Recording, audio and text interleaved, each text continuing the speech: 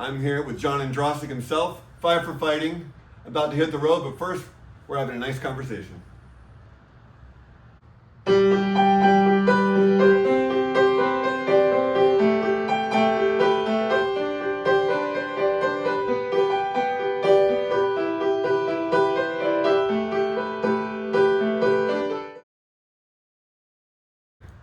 Well, hello, John. Hi, Adam. Good to see you. Good to see you. Congrats on everything. Thank you very much. We're sitting here. You're about to embark on a big tour. Yes. You're no stranger to this. Yes. What's life like pre-tour? As someone who's been doing this for a long time, how easy is it? Do you have a certain routine?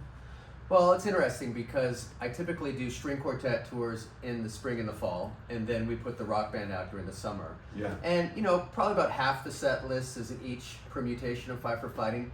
But not every song is a song that we play, with the strings or with the rock band. So there's always a few songs, believe it or not, I have to relearn my own songs. And we always add either a couple covers or a song we've never played before. So there's a little bit of homework, but again, we'll do like one rehearsal or two and off we go again. Yeah. How much do you enjoy how even the songs you've been doing for a while kind of change a little bit? You're a different person every year. Yeah. There's different things that go on. I'm sure there's nuances that come out with every tour. Yeah, and also, the band, your band members have a lot to do with what it sounds like, right? If you have different players, you want to kind of lean into their strengths. And it is fun, you don't want to go too far off the grid because I think you have an obligation to play the songs that people have heard and they're coming to hear. But again, to take a song and a rock song and then put it with a quartet, that's exciting and it's fun, and you have to be kind of musical and use everybody's kind of talents, but yeah, no, it's always fresh, it's always new, and the nice thing about bouncing back between permutations is, again, it's something, you're not doing the same show every day for 50 shows a year. And you have a fab band. You got some great players playing with you. That you're great. But you have this incredible band. Every one of them are super. They're rock stars. Yeah. I'm so blessed. Pete Thorne, actually guitar player, started with me 20 years ago, but then he went on to Chris Cornell and Melissa Etheridge and Randy Cook, plays with all the huge rock bands, and Sean Hurley was John Mayer's bass player. So again, I'm just so blessed to have not only great musicians, but they're wonderful people. Mm-hmm. So it's kind of like the locker room, you're back with the boys, and I look as much forward to the band, just our interactions and the goofiness of touring, as I do about the performances. Yeah, and you have fans that obviously have stuck with you and love what you do, and your music means so much to them. Yeah. What's it like knowing you're filling that, not a void, but filling that place in their hearts every year when you go out on the road? It's something these people have grown to need and want because your music touches them in so many ways. It's very humbling. I don't take it for granted. I turned 60 this year, and if you would have told me, 30 years ago I'd still be doing this and people would still be singing my songs back to me, I'd say no, that's impossible. I'm very grateful to still be doing my childhood passion, right? I wanted to do this since I was 5 years old, and to still be doing it kind of at this level is something that, again, I'm very blessed. And you're sitting here with the piano in your studio, and you had this talent early on for writing these amazing songs that you still have. Just talk about just having that gift, when you knew you had that gift to write songs that are going to be timeless. Like, when did you know personally, this is really working? Well, I didn't know. I mean, to be honest, I'm one of those 15-year overnight success stories. I had many people saying, well, you're a good songwriter, but not a great singer. You're a good singer, you're not a great songwriter. And I wrote thousands of songs. Yeah. And, Superman was kind of a fluke. I was kind of in my late 20s, early 30s when that song came out. And very few artists, still are doing it at that age. You got to get a job, you have a family. So for me, kind of the stars aligned very late. So again, I think so much of success has nothing to do with talent, right? It's perseverance, it's relationships. It's all these things that I think, for me, I would attribute my success maybe 10% to talent, but all these other things. Some of the best songwriters in the world probably you'll never hear, just because it's the arts that are subjective, right? It's not like if you're Michael Jordan, you're going to play basketball. So again, I think it's another reason why again, I don't take it for granted. And I also try to nurture and mentor new artists and young artists, because I kind of know the challenges that it takes to keep fighting the fight. Yeah, but there's a drive and passion that got you going to begin with that keeps Oh, you yeah. going. At any point, I know you're doing very well with these Yeah. songs. You don't have to be doing this every year. Yeah. And you have another business. You're a successful guy. You're Yeah. you're a driven guy. This is obviously a passion you have that you're never going to stop. Yeah. You're doing this as much for you as you are for the fans. Especially now. Yeah. In a weird way, I've come full circle. When I was 15, I was just writing songs because I love to write songs. I didn't have a deadline. I didn't have to write a hit. And in the last 10 years, I'm kind of back to that space where I don't have to write a song today. But if something moves me, if something happens, if something inspires me, if something frustrates me, then I'll sit down and write something. Mm-hmm. And some of them have had an impact I really never could imagine, and some kind of just go off into the ether. So it's kind of a very comfortable place of freedom artistically, Mm-hmm. right? Because I don't have a record label climbing down my back saying, where's the record, where's the record, where's the hit, where's the hit? And so it's But you've done that, and you don't. yeah. No, I've done. There's a certain energy to that. Right. That I think there's an edge that can help you. Yeah. But again, at this point in my life, I really like just focusing on projects that are important to me and working with people that I love. Mm-hmm. And you mentioned some of these projects and some of these things that made you want to write new songs. You've had some Yeah. amazing songs over the last few years that have dealt with some of the issues going on in the world. Yeah. We've seen you in Ukraine, we've seen you in Yeah. Israel.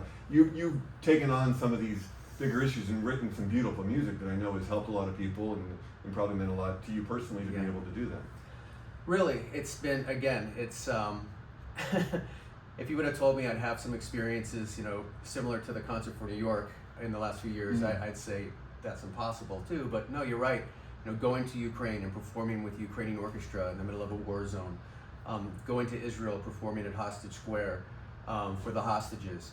Again, it's a reminder how music can transcend, how music can be a voice, how music provides solace, how music can shame, Mm-hmm. how music can shine the spotlight on those that have been abandoned. Mhm. So not just me, but that's kind of for me. I mean, I look back in history, and you look at the civil rights era, and you look at the music from the '70s, and music has a place in telling the story of our times, Mhm. good, bad, or ugly. Mhm. And I would argue a lot lately is pretty bad. Yeah. But when you look back in history and you hear these songs, you get a sense of the times in a way that no other medium does, right? Mhm. So I really take no pleasure in writing some of these songs, but I feel a certain obligation to speak, especially when nobody else is speaking. Mm-hmm, mm-hmm. No, it's been, I would say, courageous in lots of ways, but it's also important to have these songs now. And these are songs, you're talking legacy here. These are songs that are going to mean a lot to a lot of people. Yeah. You're asking tough questions. Yeah. You're not necessarily you don't necessarily have the answers, but you're asking the tough questions for everyone to hear and make up what they will. Sure. But also providing the art that is so needed, and not everyone's been willing to step up and do. It's again, I think everybody has the right to say what they want and not say what they want. I mean, that's the beauty of our country. But again, I think for me, these songs, whether it's about Afghanistan or Ukraine or Israel or October 7th, to me, they're moral messages. They're not political ones. But of course, in this day and age, everything's political. Yeah, It gets yeah. taken politically, especially if you're saying something that certain people really don't like, or you're moving the needle. So, but I think that comes along with the territory. And yeah, do I wish more artists would speak out on some of these issues? I do. But I think that also tells us about the times. Mhm. Some of the fear, some of the silence, some of the anti-Semitism. I think that also reflects the times. Mhm. And so to me, that's the fight we're fighting. And I'll continue to do that. And the nice thing about doing this work is you kind of know you're on the right side, but you also meet incredible people that really are. I just did a performance with Alon Noel, one of the hostages who've been in Gaza over almost 2 years. Yeah. And so when you sit with him and you look into his eyes and you talk to his mother and you talk to people who've been through these just unimaginable circumstances, but you see their spirit and how they can fight through it, and that gives you energy, right? Or you go to Ukraine and you meet a 70-year-old kind of violin player, this woman that's 4'2", and you can't communicate with her, but she teaches you curse words on how to curse Putin in Ukrainian. It's like, that gives you energy, right? Yeah. You're like, okay, I'm alive and I feel hope for this world. So a lot of this stuff, in a way, I'm selfish because I get so much back. Yeah. Much more than I give, and maybe that's another reason I keep it going. Yeah, it's really important. I'm sure you've had years of people telling you what 100 years of Superman means to you, and how those have been important moments in their life. But then to have it all again now with some of these songs on a different scale, touching different things, but it's all about heart. It's a nice trajectory. It's a nice thing to have at this point in your career. You're by no means done, but to have at this point in your career, all that again must be just a wonderful feeling. Yeah, well, thank you. It's satisfying. Yeah. You know, you go through a lot of emotions because a lot of this stuff's very heavy, but it does give you a sense of purpose. And when people do kind of respond and tell you how much it means to them, again, I think that's what every artist looks for, right? You try to make people's lives maybe a little bit better, and to do that again is humbling, and it's really kind of, I think, why many people get into this in the beginning. Mm-hmm. Out of this summer tour and spending time practicing, will new songs emerge that we're going to hear into the fall or next year? Is there another record in the works? Where are you at stages with that? Yeah, I hope so. I have some things over there. They're pieces and lyrics. I have one very special project coming out with my pal Gary Sinise that song that will be coming out in the next couple months. Nice. That we're very proud to release. But I think it is time for some new music that is not just based on world events. I think that would be for me a little more fun. Sure. I have some back there, but it's really a matter of time, right? I as you mentioned, I have family business. I have a lot of other. It's so heartening to see that too. It's inspirational just to see that, music aside, just to see that family business, because a lot of us come from families like that. Yeah. And my grandfather was in the sheet metal business and he made barbecues back in Michigan, and just there's a similarity there. And I just love seeing that. And, it's great. Well, as you know, we make shopping carts and stuff out of wire, and it's been in the family since 1945, and it's beautiful right now because my dad at 87 still runs the business, still pushes the button on the Tesla, takes him to work every day. And my son Johnny manages our Texas plant, so we have this window of all working together. And my daughter Olivia even works there a little bit. Oh, nice. So it's really special, and we see the American dream every day. And we talked before about the entertainment business is very exciting. There's a lot of talent, a lot of amazing stuff, but sometimes it can be a little kooky, a little shallow. So I think for me, having precision wire my whole life, whenever I went back there, even if I had like the #1 song in the country, it grounds you. So these people are working, they're sweating, they're making a paycheck, and we're making things, pushing them out. And as I said, you see the American dream every day, and that kind of gives you like I think a jolt of realism that I think for all of us is healthy. Yeah, which is very healthy.